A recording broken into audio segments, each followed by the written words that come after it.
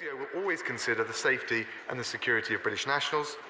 So with immediate effect, I've taken the decision to advise British nationals against non-essential travel globally for an initial period of 30 days and, of course, subject to ongoing review.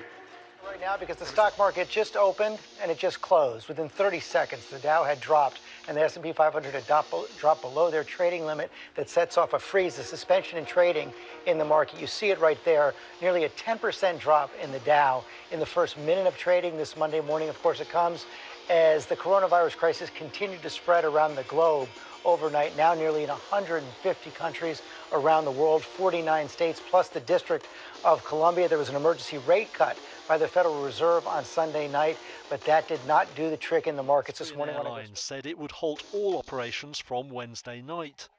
Britain's Virgin Atlantic said it would ground 85% of its fleet. Europe's biggest budget airline, Ryanair, warned it could ground its entire fleet. IAG, owner of British Airways and Iberia, said it would cut capacity by 75%.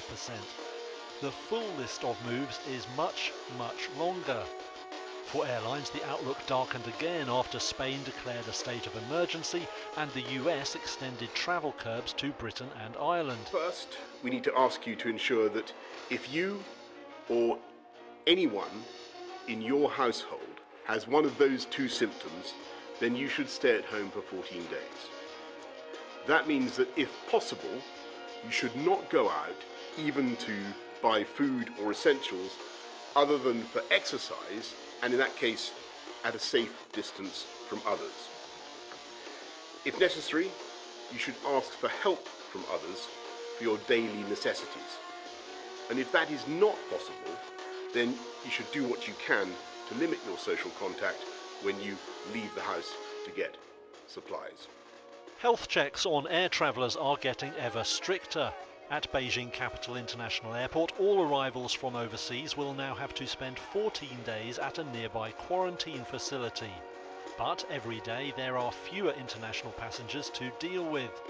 As the coronavirus crisis deepens, airlines around the world are taking drastic steps. Nightclubs, gyms, and fitness centers and classes will also close entirely, effective at 8 p.m.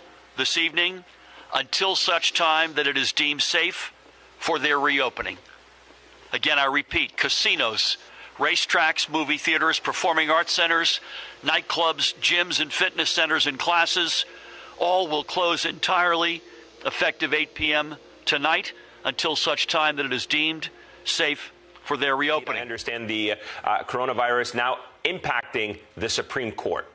Right. The Supreme Court was to resume courtroom oral argument next week, but now it's going to postpone those arguments. Now, the most high-profile case that was to be heard was one March 31st. This is the long-running battle by President Trump to try to shield his taxes and financial documents from Congress and a prosecutor in New York.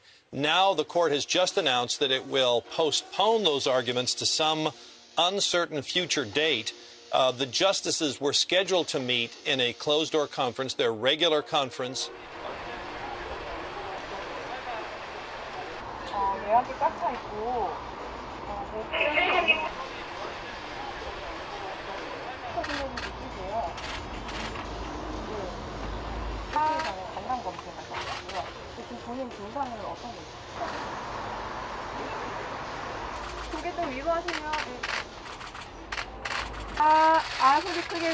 Stock market took another hit today. Is the U.S. economy heading into a recession? Well, it may be. We're not thinking in terms of recession. We're thinking in terms of the virus. Once we stop, I think there's a tremendous pent-up demand, both in terms of the stock market and in terms of the economy.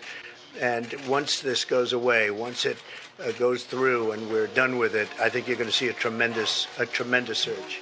Who is infected? We have a simple message for all countries. Test, test, test. Test every suspected case. If they test positive, isolate them and find out who they have been in close contact with up to 2 days before they develop symptoms, and test those people too. Stop with you. And on a scale of 1 to 10, how would you rate your response to this crisis? I'd rate it a 10. I think we've done a great job. And it started with the fact that we kept a very highly infected country, despite all of even the professionals saying, no, it's too early to do that. We were very, very early with respect to China. And we would have a whole different situation in this country if we didn't do that. The pictures become a symbol in Italy of a system in the north of the country that is stretched to its limit. Hospital workers, nurses, doctors, the heroes of the fight against coronavirus, themselves near breaking point. We are united, and we will fight this forsaken virus. At a hospital in Milan, hallways and offices have been turned into makeshift intensive care units. In Brescia, tents are used to treat the sick, Rome too beefing up its capacity.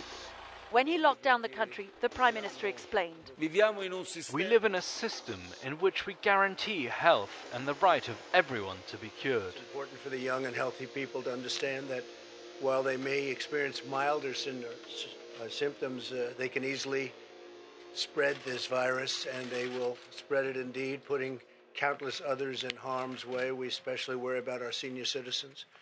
The White House Task Force meets every day and continually updates guidelines based on the fast evolving situation. It was in a free fall. The Dow losing down almost 3,000 points. I missed the percentage. I think about 13% loss there. The S&P down 324, NASDAQ down 970. It seems to me that if we do a really good job, we'll not only hold the death down to a level that is much lower than the other way, had we not done a good job. But people are talking about July, August, something like that. So it could be right in that period of time where it washes through. Other people don't like that term, but where it washes through. Is this the new normal until the height of the summer? We'll see what happens. But Matt Hancock, the Health Secretary, saying there are now 53 deaths caused by coronavirus in this country. That's up from 35. Let's have a listen to what the Health Secretary had to say. Mr. Speaker, the coronavirus pandemic is the most serious public health emergency that our nation has faced for a generation. Our goal is to protect life. We've made the decision to further toughen the guidelines and blunt the infection now. We'd much rather be ahead of the curve than behind it, and that's what we are. Therefore, my administration is recommending that all Americans, including the young and healthy, work to engage in schooling from home when possible, avoid gathering in groups of more than 10 people, avoid discretionary travel, and avoid eating and drinking at bars, restaurants, and public food courts. Death toll climbs every day by a little more, and so does the urgency around the question, how bad can it get? We've seen a leaked document warning that NHS staff that up to 80% of the population could be infected in the next 12 months, meaning up to 7.9 million people might need hospitalization.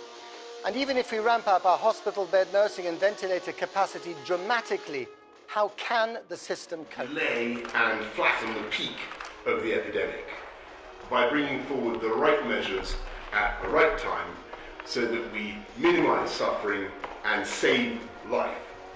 And everything we do is based scrupulously on the best scientific advice. Last week, we asked everyone to stay at home if you had one of two key symptoms: a high temperature or a new and continuous cough.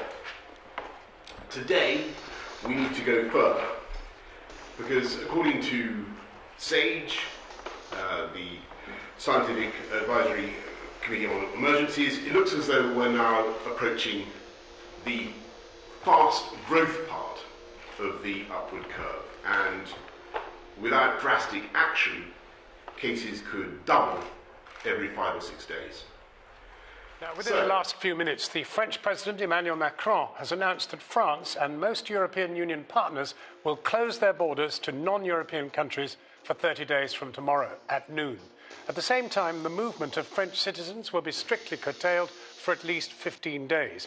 Only essential travel will now be allowed in France, with infringements sanctioned. Moments ago, Ohio Governor Mike DeWine announced that he is canceling in-person voting tomorrow because of the outbreak, tweeting, quote, "We cannot tell people to stay inside, but also tell them to go out and vote." Coronavirus pandemic is the worst public health crisis for a generation. It is unsettling for families up and down the country and in all of our constituencies. So we need a united effort to tackle COVID-19 effectively and to come through this challenge, as I'm confident that we can and will. Mr. Speaker, UK travel